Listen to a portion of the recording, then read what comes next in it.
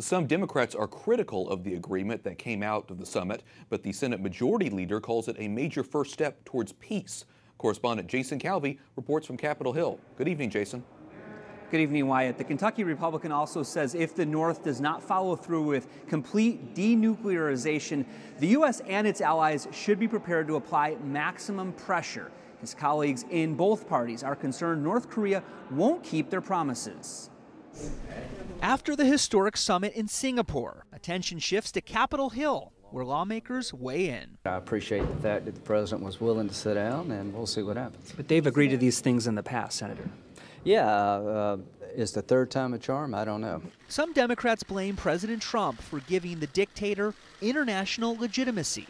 I think Kim Jong-un got two huge wins. One, he got the most powerful nation, which is still us, to recognize his regime, murderous as it is.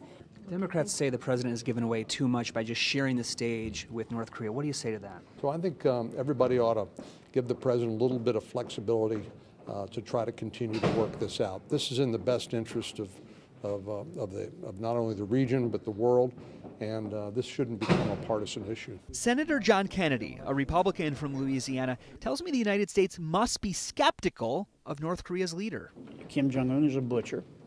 He's a butcher of his own people. He killed his own uncle with a missile. He poisoned his brother. And he's been a butcher of his own people. Dealing with him is like trying to hand feed a shark. It can be done, but you have to do it very carefully. President Trump called Republican senators from Air Force One on his way home from the summit, and he sounded upbeat. Now, Senate Majority Leader Mitch McConnell says he hopes any agreement that emerges from the meeting takes the form of a treaty, and that treaty would come before the Senate for a vote. Wyatt? Correspondent Jason Calvi reporting. Thanks, Jason.